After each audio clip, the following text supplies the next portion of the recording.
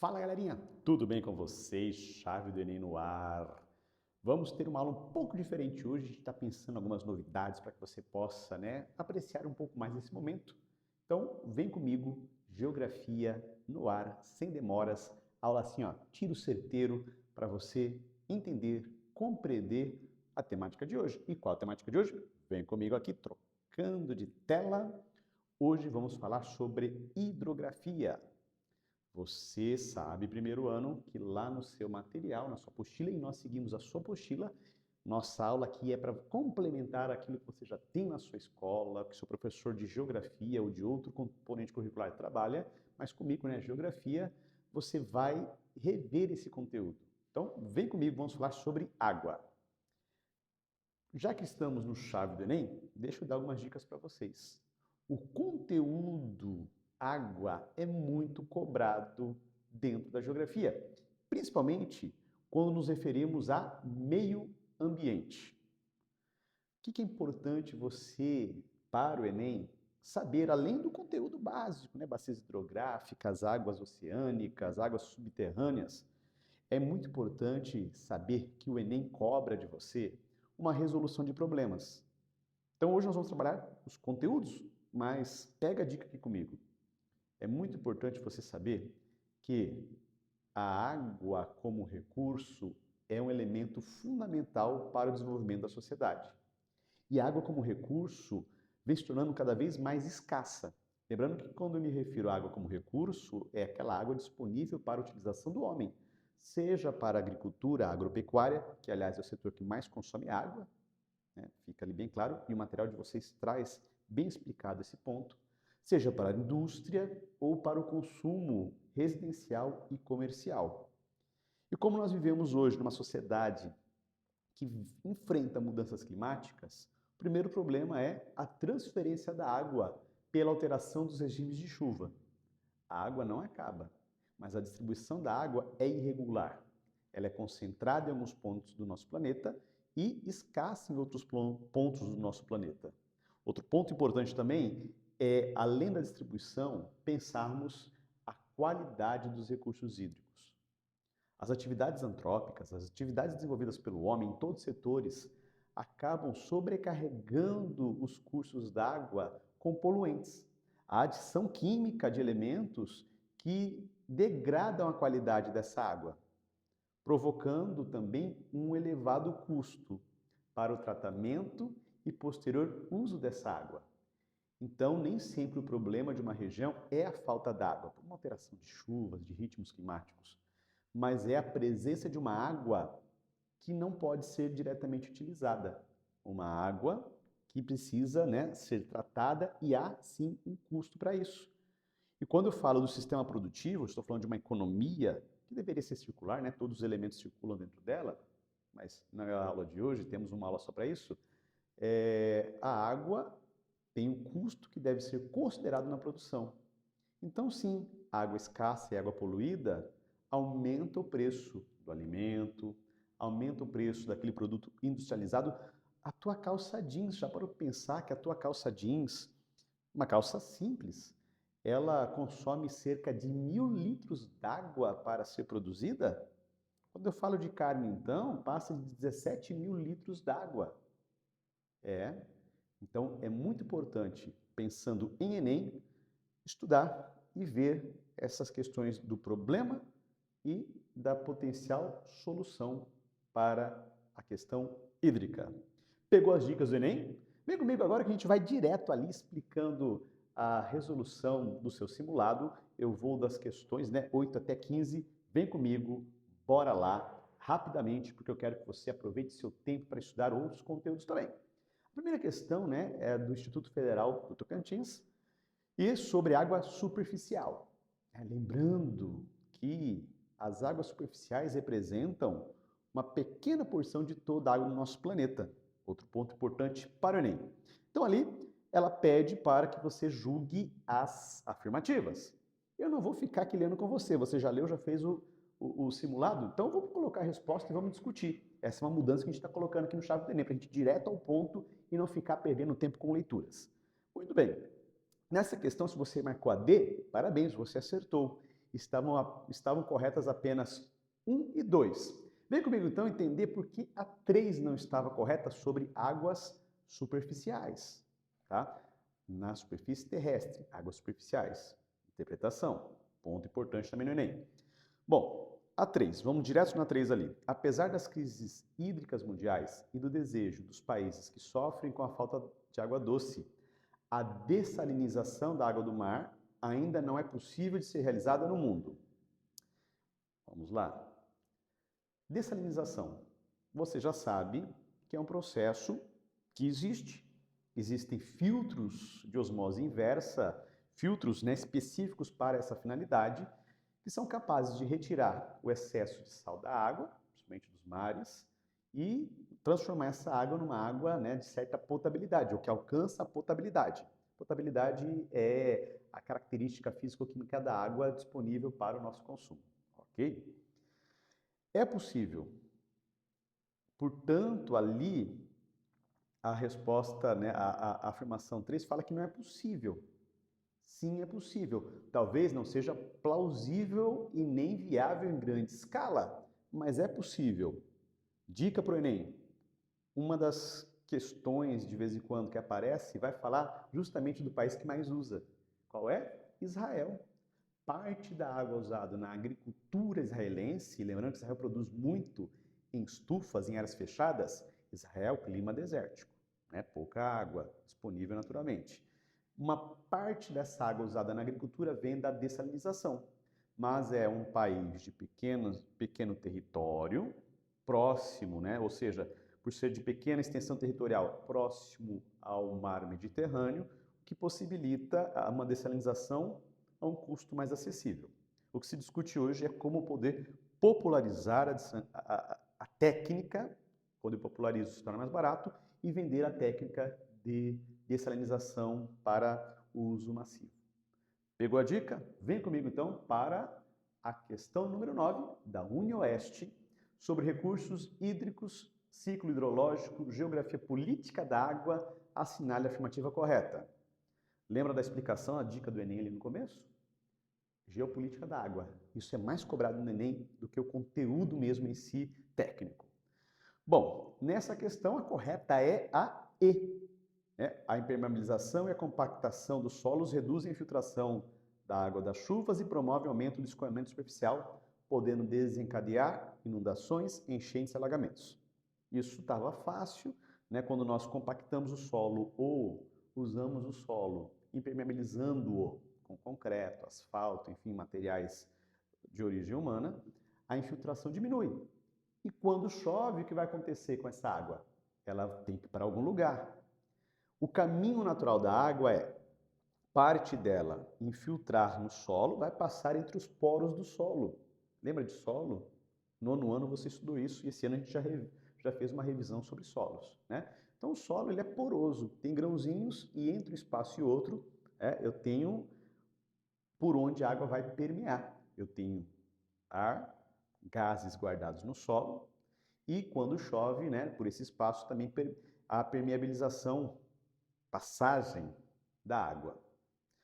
Uma outra parte dessa água ela vai escoar pela superfície, a famosa enxurrada, e vai até o ponto mais baixo.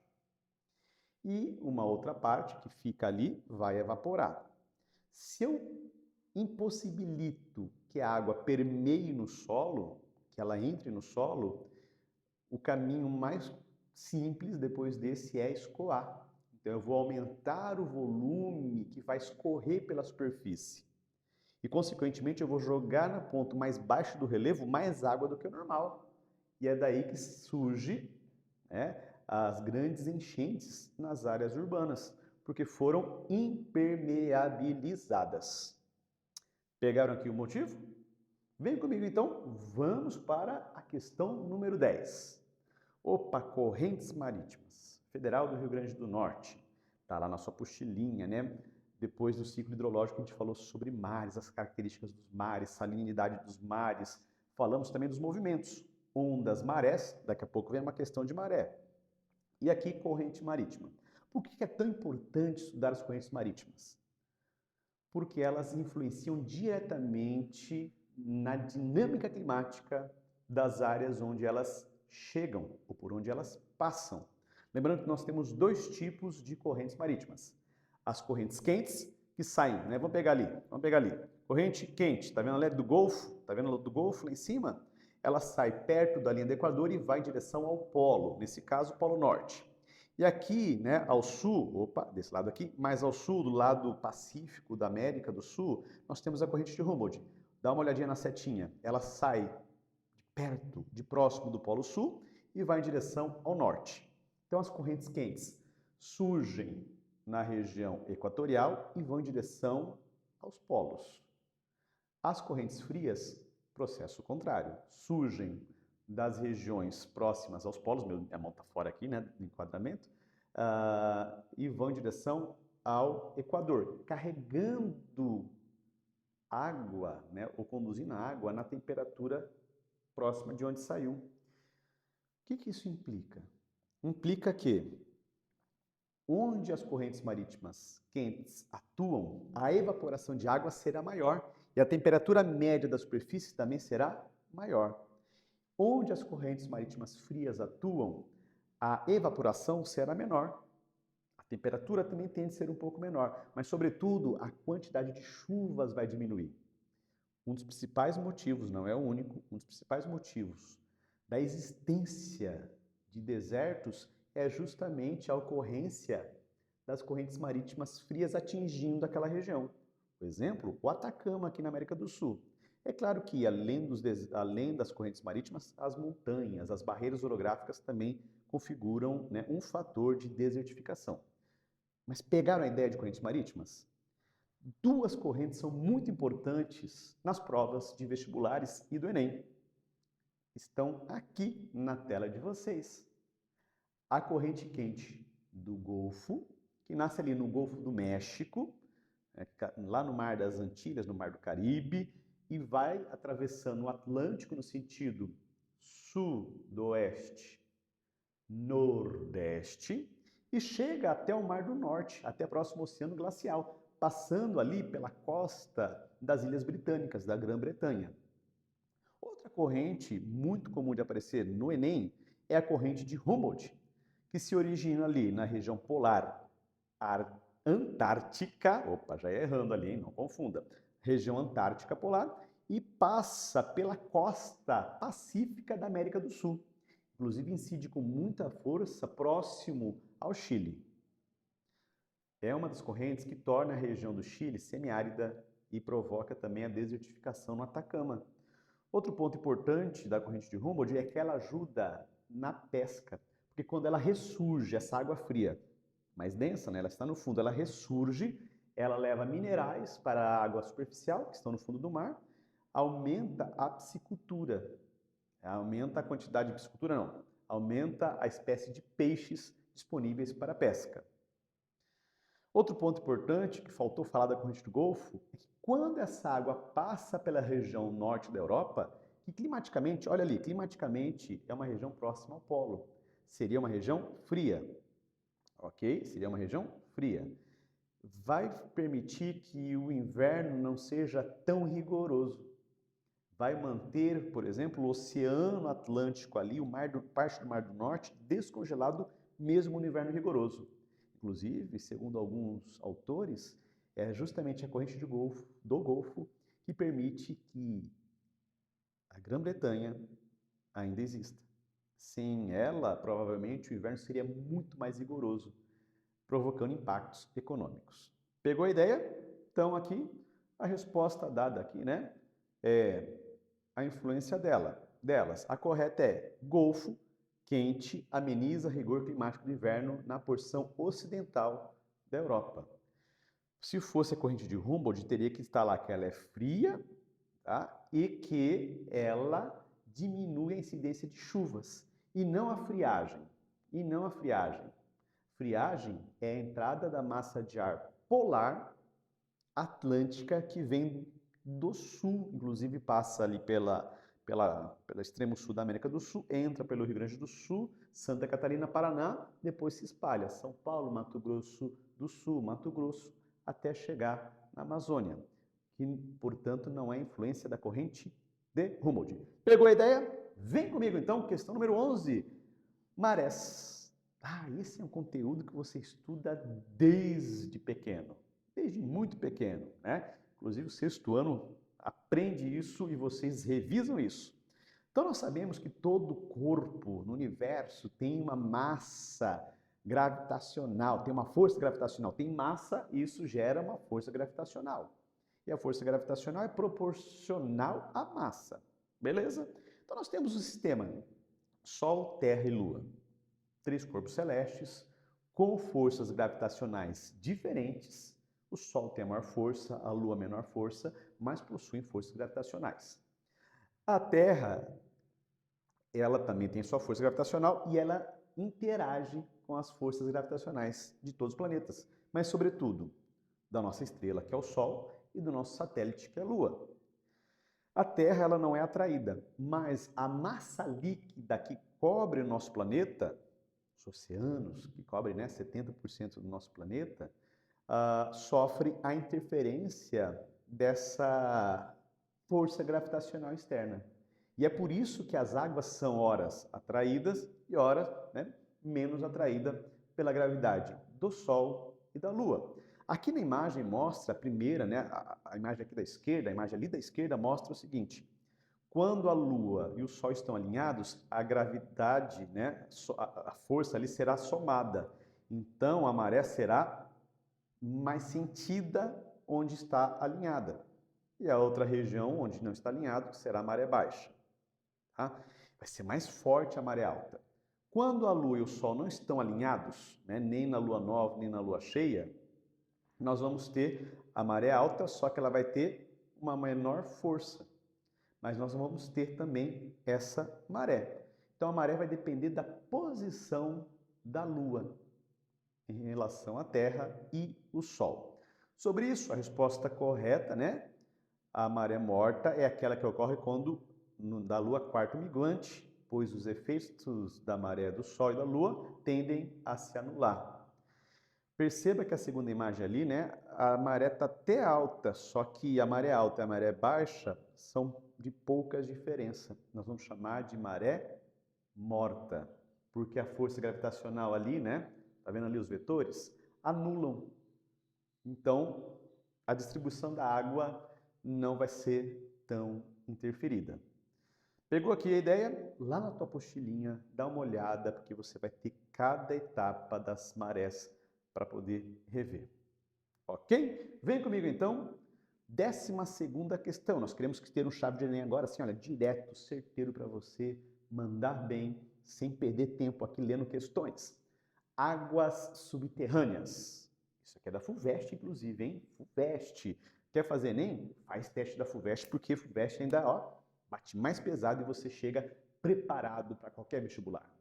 Então, nessa questão, o enunciado diz o seguinte, tem um texto ali: o sistema aquífero Guarani, guarda essa informação, abrange parte dos territórios da Argentina, do Brasil, do Paraguai e do Uruguai. Possui um volume acumulado de 37 mil quilômetros cúbicos. É muita água, Lembrando que estou falando de volume aqui, 37 mil quilômetros cúbicos de água. E a área estimada de 1.087.000 km².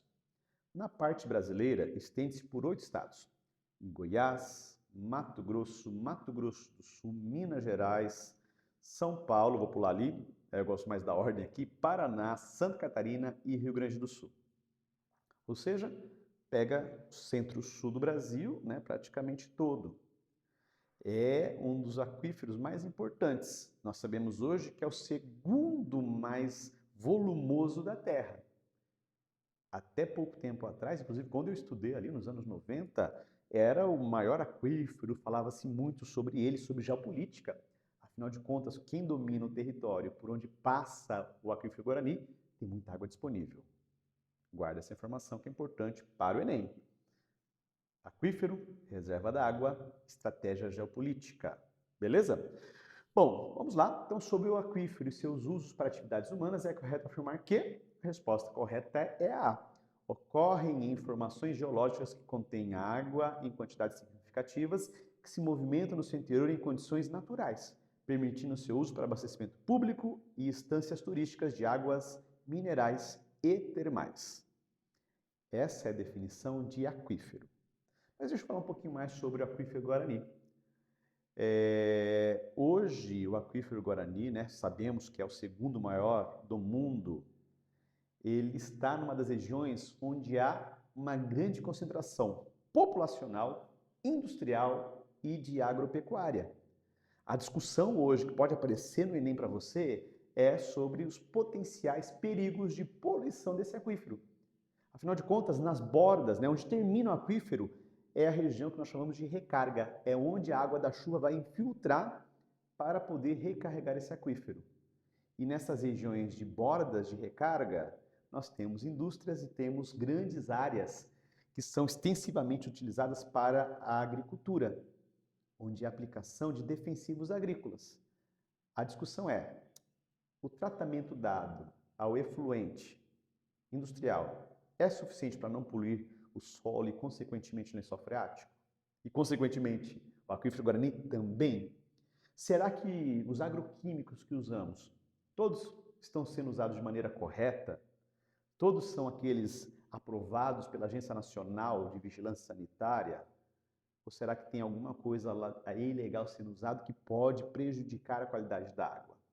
Fique de olho, porque esse é um assunto que pode ser cobrado nos vestibulares e no Enem.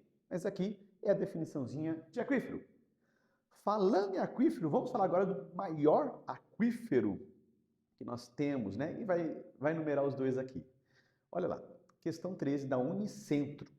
Cerca de 80% de toda a água disponível na Amazônia encontra-se armazenada em aquífero, ok? Na Amazônia. Por outro lado, parte da região sudeste, sul e centro-oeste do Brasil, além dos territórios da Argentina, Paraguai e Uruguai, possui enorme aquífero contíguo, ou seja, né, ligado ali, localizado na bacia sedimentar do Paraná. Isso é geologia. A grande bacia sedimentar do Paraná. Dá uma olhadinha depois no mapa, tá? Para você ver a extensão dessa bacia sedimentar, rocha sedimentar, onde vai ficar confinada essa água, que já abastece muitas cidades de pequeno e médio porte.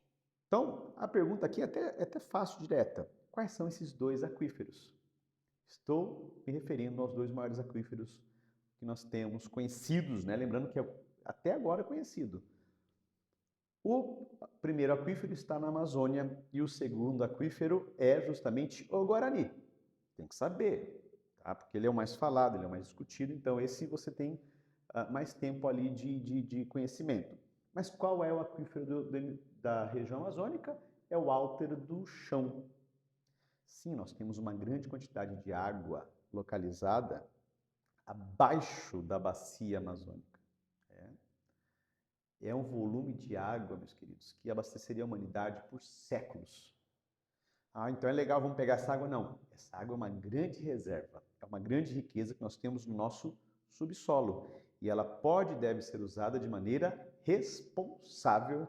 Por isso que é tão importante preservar e sim usá-la, mas usá-la de maneira sustentável, planejada, para que ela possa ter volume e qualidade para ser usada a longo prazo. Pegou a ideia? São conteúdos que caem constantemente nos vestibulares. 14ª questão, penúltima questão, tá vendo que nós vamos direto ao ponto aqui, sobre bacias hidrográficas. Vou ler o enunciado, já dou a resposta e a gente discute. As bacias hidrográficas representam a área banhada por um rio principal e seus afluentes. Elas apresentam funções econômicas diversas que vão desde navegação à geração de energia elétrica, passando pelo fornecimento de água potável. A resposta correta é: o aumento do volume das águas em uma bacia hidrográfica ocorre de montante a jusante, quando o rio principal vai recebendo uma maior quantidade de afluentes. Vamos falar um pouquinho sobre bacias hidrográficas, então? Bacias hidrográficas são regiões delimitadas pelos pontos mais altos de onde toda a água que escoa na superfície vai correr para o rio principal. Então, sempre está no ponto mais alto. Os divisores de água estão nos pontos mais altos do relevo que cercam e para onde essa água vai ser direcionada para o rio principal. Tá? Olha, montante e jusante. Montante é o ponto mais alto do rio, onde começa. Jusante é o ponto mais baixo do rio. Onde começa? Nascente. Onde termina? Na foz. do rio. Um grande rio, ele vai ficando volumoso conforme ele vai percorrendo o território. Por quê? Quando ele vai lá da nascente, da montante, em direção à foz, jusante, outros rios, por isso que é uma rede, né? Outros rios dessa bacia hidrográfica vão desaguando, que aparece ali como afluentes. Então, quando você lê afluente de rio, é um rio menor que deságua no rio maior. Portanto, o rio principal da bacia, ele vai ganhando água desses rios ao longo do seu curso, chegando ao fim dele com um grande volume se comparado à sua nascente. Isso é vocabulário geográfico. Aqui estão os conceitos básicos de uma bacia hidrográfica. Divisor da água, que é o limite da bacia hidrográfica, o ponto mais alto, de onde a água que chega na superfície, de uma certa forma, vai chegar até o rio principal. Jusante e montante, né? Montante, o ponto mais alto, jusante, o ponto mais baixo do rio. Lembrando que o rio vai da área mais alta para a área mais baixa, a gravidade que faz correr. Os afluentes são os rios secundários que desaguam no rio principal e o volume vai aumentando nesse sentido. Pegou a ideia? Então vem comigo aqui, olha, jogo rápido. 15ª questão, você precisava julgar os itens abaixo, né? Estavam corretos quais? 2 e 4. Vem comigo, vamos ler a 1 e a 3 para entender o porquê não. 1. A chuva não é a única maneira de recarga dos rios. A vegetação também pode criar umidade, como é no caso da floresta amazônica. Pegadinha. Você deve saber que a floresta amazônica é extremamente importante para a umidade de todo o centro-sul do Brasil, centro-oeste e centro-sul do Brasil, mas a floresta não gera umidade sozinha. Ela precisa da chuva para que as suas raízes absorvam a água para o desenvolvimento da sua biomassa. Em áreas quentes, como a floresta amazônica, nós vamos ter uma evaporação celular vegetal elevada em função do calor. Então, essa evaporação que sai das árvores, que é extremamente importante, ela só é possível porque já chove também bastante. E aí é um ciclo que se alimenta. Portanto, está errado afirmar que a recarga de rios depende da evaporação das árvores. Não, a evaporação das árvores é importante porque a partir disso a água volta para a atmosfera e vai fazer chover. Aí sim, a chuva vai recarregar os rios. Beleza? Afirmativa 3. Os oceanos são a principal fonte de água do mundo, podendo ser purificados, facilmente utilizados como água potável. A palavra facilmente torna errada a afirmativa. Pode ser aproveitada? Pode ser purificada? Nós já vimos que sim. Já falamos sobre dessalinização. Inclusive, eu conheci aqui no Brasil uma empresa que vende água mineral, água engarrafada.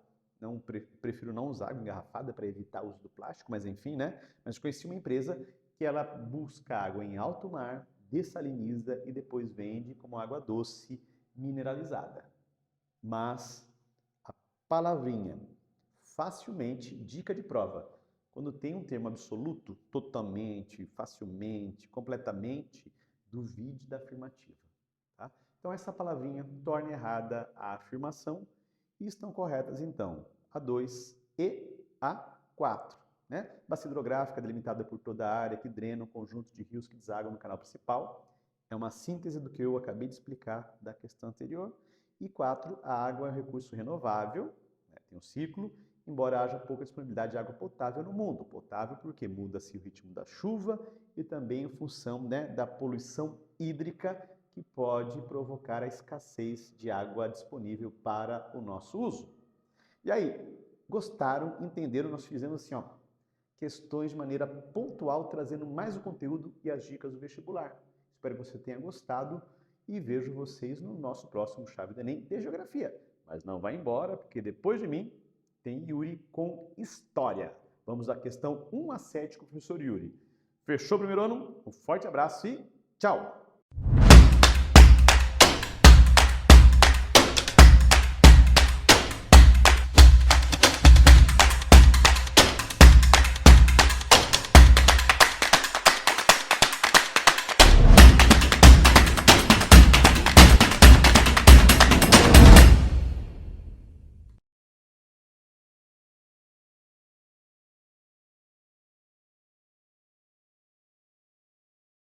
E aí, galerinha do Chave do Enem, beleza? Quem tá falando aqui é o professor Yuri. Vamos estudar um pouquinho mais sobre a história do primeiro ano, gurizada. Olha só, a história das grandes navegações, Renascimento ali, Reforma, tal. Tudo isso daí vai ser falado hoje, beleza? Vamos começar com a primeira questão, tá? Uma questãozinha bem interessante, tá? Uma questão relativamente fácil, né? A gente tem que usar ali uma linha cronológica para poder matar essa questão, não é uma questão difícil, tá?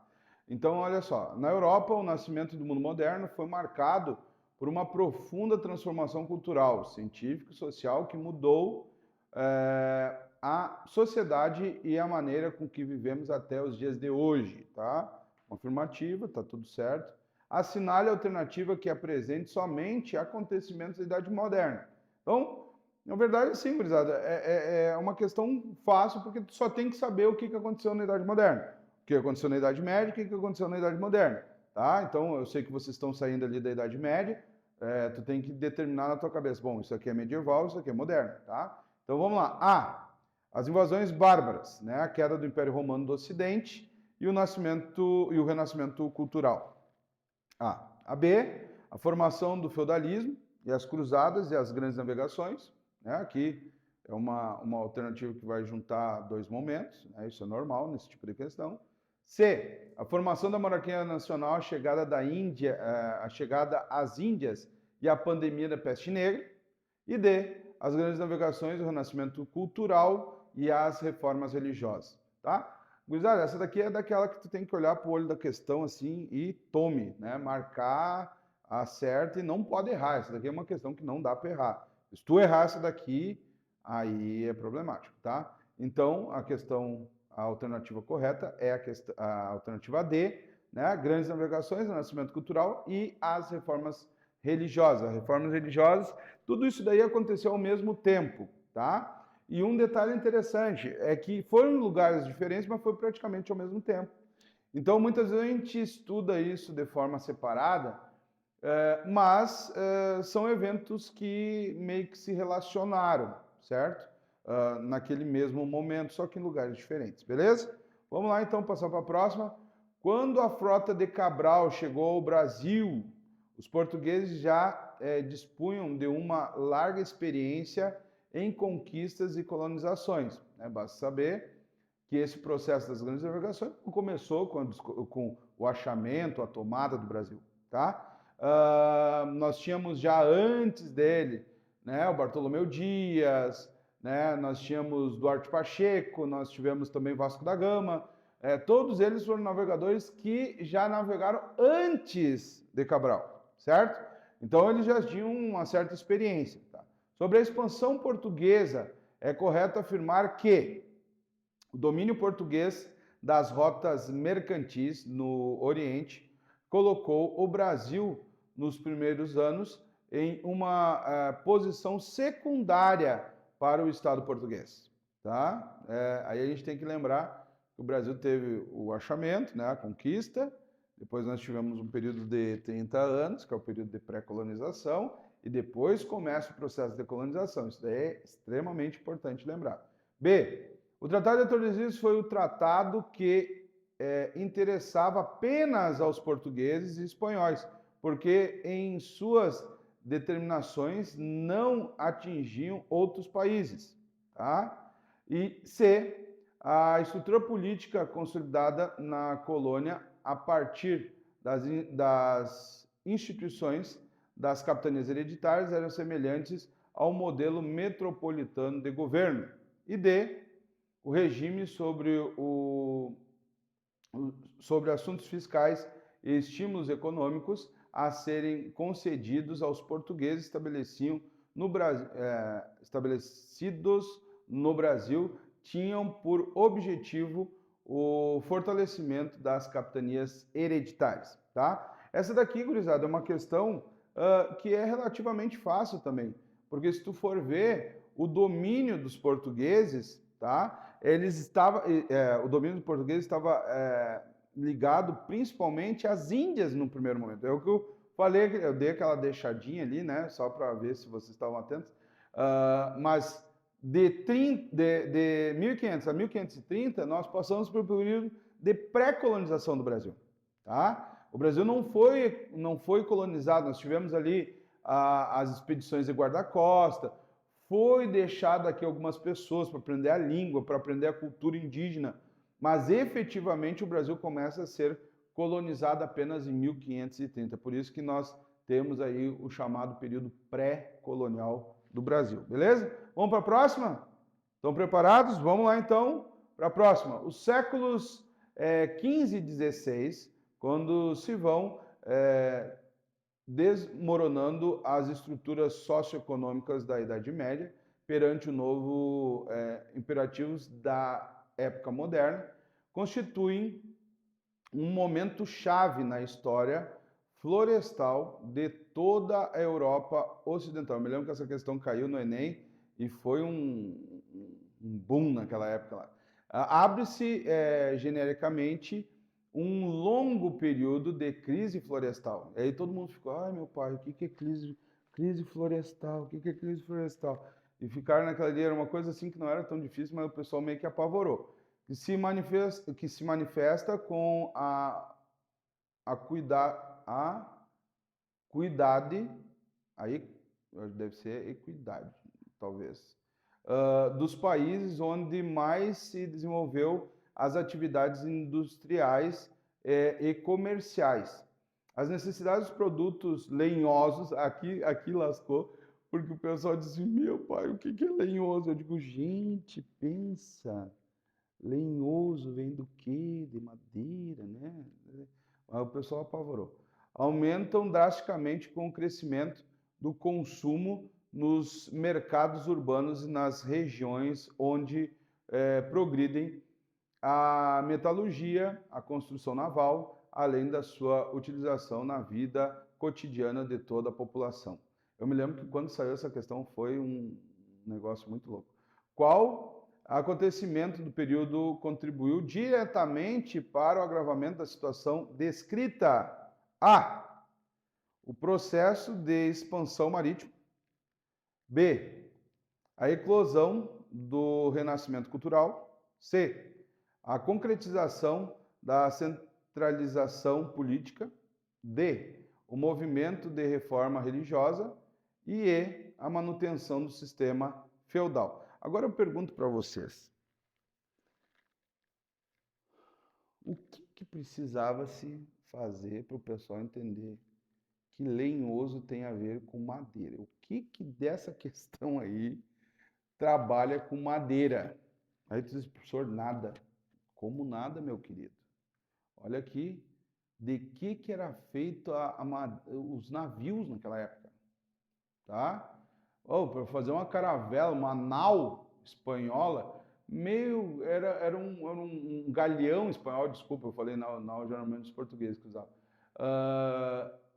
Ia muita madeira, né? E eles começam a fabricar navios, então eles precisavam disso, certo? Aí essa daqui é uma questão que eu vou dizer para vocês.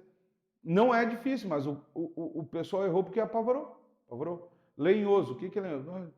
Poxa, lenhoso dá para entender, tá? Então, essa daqui é uma questão interessante. Vamos lá. Grandes navegações.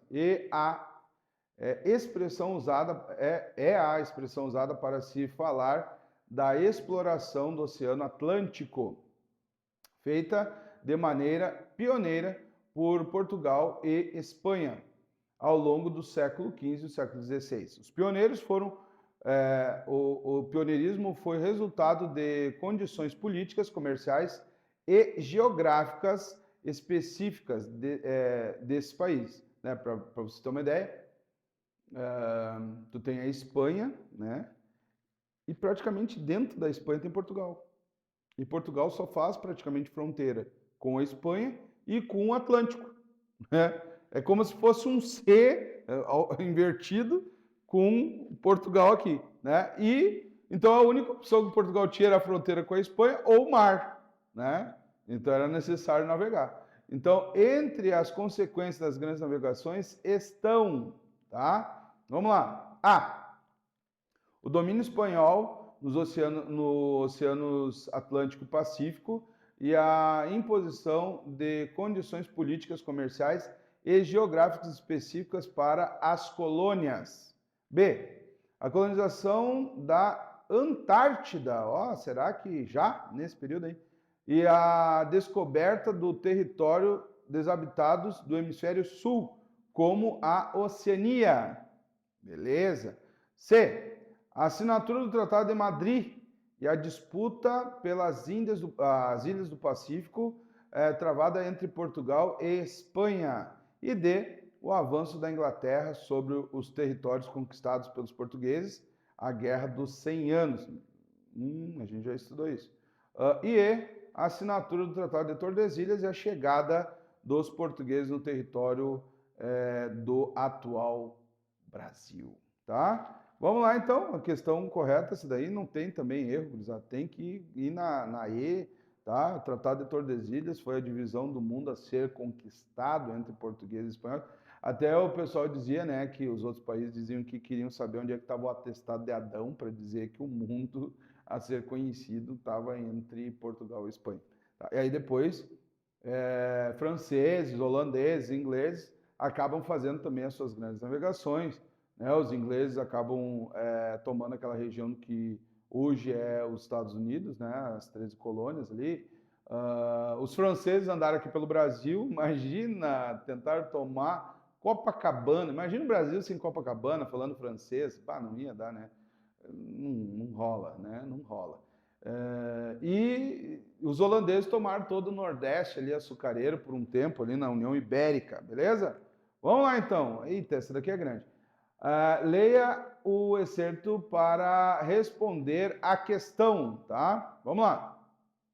Antes da sua publicação em 1572, o poema Os Lusíadas de Luís de Camões, se não leram, por favor, façam esse exercício mental muito lindo, a obra de Camões, que está enterrado no Mosteiro dos Jerônimos, tá? Quando tu entra ali em Portugal, em Lisboa, tu tem o Mosteiro dos Jerônimos, que é uma das construções mais bonitas que eu já vi. De um lado, tu entra na porta, de um lado está enterrado Camões e do outro lado está enterrado Vasco da Gama. Olha que coisa linda. Foi submetida à leitura e à censura do Frei Bartolomeu Ferreira, membro da Santa Inquisição em Portugal, porque ali, depois a gente vai falar um pouquinho mais sobre isso. Vi por mandado da Santa e Geral Inquisição esses 10 cantos dos Lusíadas de Luís de Camões, dos valorosos feitos em armas que os portugueses fizeram em Ásia e Europa, e não achei neles coisa alguma escandalosa, nem contraria a fé e os bons costumes. Deixa eu voltar para cá, que a linha é grande, outros para encarecer a dificuldade da navegação e entrada dos portugueses na Índia, usa de uma ficção dos deuses dos gentios. Todavia, como isso é poesia e fingimento, o autor, como poeta, não pretende mais que ornar o efeito poético. Não tivemos por inconveniente ver esta fábula dos deuses na obra, concedendo-a por tal e ficando sempre salvo e a verdade de nossa santa fé, que todos os deuses dos gentios são demônios. Pegou firme. É uma questão interessante essa daqui. Quando eu vi, eu disse assim, eu vou ter que colocar. Por quê? Porque Os Lusíadas, gente, foi uma obra que está, tá, dentro das obras clássicas do Renascimento. Por quê? Porque até então, as obras que eram produzidas geralmente tinham uma ligação religiosa, né? E aqui Camões, ele começa a trabalhar a ideia da intrepidez dos portugueses, né? Dos feitos, né? Tu começa a visualizar aqui um texto nitidamente renascentista, tá? Vamos lá. Para responder a questão, leia o texto base 1 que está ali, que a gente já leu, tá? As observações do censor, né? O censor é o cara da Inquisição, no caso, e o conteúdo do poema expõe, tá? O atraso histórico do reino português no continente europeu e a relevância das descobertas ultramarinas para a economia europeia. Será que o texto está falando sobre isso? Né? B. A expansão dos limites geográficos da sociedade portuguesa e o projeto de universalização de princípios religiosos predominantemente na Europa. C. A natureza exclusivamente política da navegação portuguesa e a associação dos Estados europeus no esforço expansionista. D. O compromisso histórico de Portugal com a preservação da liberdade dos povos conquistados e a extinção da escravidão nas nações europeias. Aí a gente tem que ver o que falou o texto, tá? E a instalação de um regime democrático em Portugal e a divisão igualitária das colônias asiáticas entre os monarcas europeus. Bom, o que está falando o texto? Tá? Qual dessas questões aqui estão ligadas, bom, Inquisição, né, o censor, Camões, né? O que combina aqui? E aí a gente vai para B, né? A expansão dos limites geográficos, né? Está falando do avanço dos portugueses, quando os portugueses se lançaram ao mar, né, para poder descobrir esse mundo que eles, os portugueses gostam muito de dizer assim, ó, nós descobrimos boa parte do mundo, tá? Eles gostam de se vangloriar dessa ideia, certo? Por quê? Porque o mundo, na visão europeia, isso eu estou partindo de uma visão eurocêntrica, tá? Diga-se de passagem. Era uma visão que ficava muito ali envolto na Europa, no norte da África, parte da Ásia, né? Então, eles ajudaram a fazer toda a parte do contorno, né? Bom, só para você ter uma ideia, gente, os portugueses chegaram a Macau, tá? Macau. Então, eles foram grandes navegadores, certo? Vamos lá. Eu disse que eu me entusiasmo muito em falar dessa parte aqui, porque eu realmente gosto mesmo. Em relação à história política da Inglaterra, é correto afirmar que no século XV ocorreu uma disputa interna pela sucessão do trono inglês, que colocou ao menos dois grupos em lados opostos. Esse conflito é conhecido como a Guerra dos 100 Anos, e os grupos em disputa são os Yorks e os Plantagenetas. Será que não deu um probleminha ali de anacronismo e tal? Vamos para B. No século XVII, o parlamento consolidou sua atuação política em relação ao poder da monarquia absolutista e foi instituída a chamada monarquia constitucional. C. No século XVIII, a produção industrial inglesa foi um dos fatores decisivos para o desenvolvimento das atividades mercantis, o que enfraqueceu o poder da coroa inglesa. D. No século XIX, a chamada Era Vitoriana enfrentou revoltas, entre elas a conquista da independência da Índia. E no século XX e XXI, a monarquia inglesa tem adotado uma postura política de neutralidade em relação aos conflitos em regiões como o Iraque em 2013. A relação da Inglaterra, a política Inglaterra, né, a gente tem que contar com essa questão que a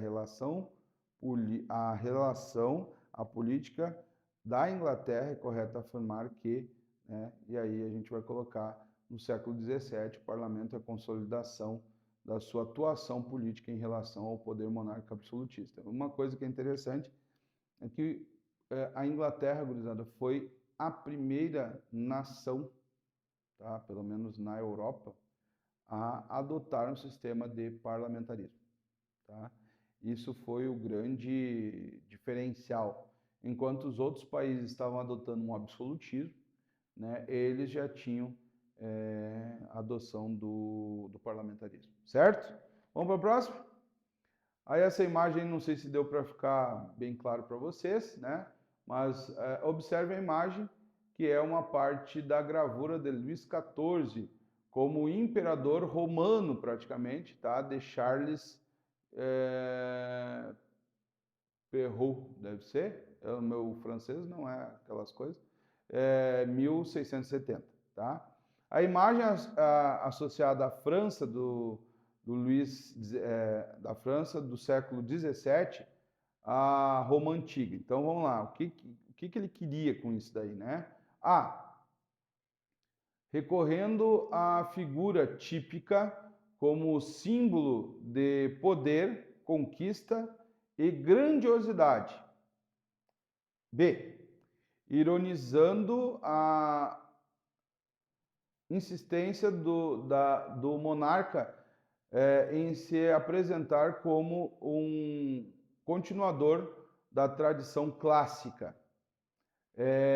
Identificar o rei, a coragem, a força e a ousadia dos gladiadores romanos. É difícil ver um gladiador ali, mas tudo bem. Mas essa daí não dava para marcar. D. Satirizando a preocupação do rei com a própria imagem e com a propaganda do seu governo. E equiparando a extensão das áreas ocupadas da França ao domínio imperial romano. Essa daí, gurizada, é uma questão que, né, pelo que fala ali em cima já dá para dizer que é um marketing. Na verdade, Luís XIV, gurizada, foi um dos grandes primeiros marqueteiros da história. Tá? Então, ali ele estava realmente colocando, né, a figura dele de grandiosidade, de poder, né, e de conquista. Né? Então, ele estava querendo ressaltar isso.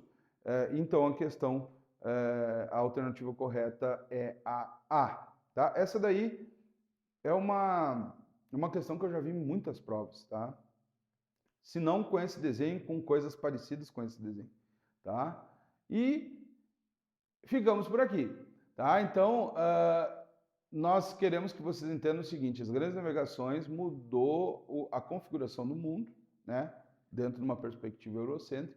Foi extremamente importante, principalmente para o achamento da América, né? Para o achamento do Brasil, para te conseguir ter outros caminhos para as Índias, e isso fez com que o Atlântico passasse a ser um dos grandes centros comerciais, que até então era o Mediterrâneo. Então, esse é um conteúdo que vale a pena vocês se atentarem, porque é bem importante. Beleza? Ficamos por aqui, um grande abraço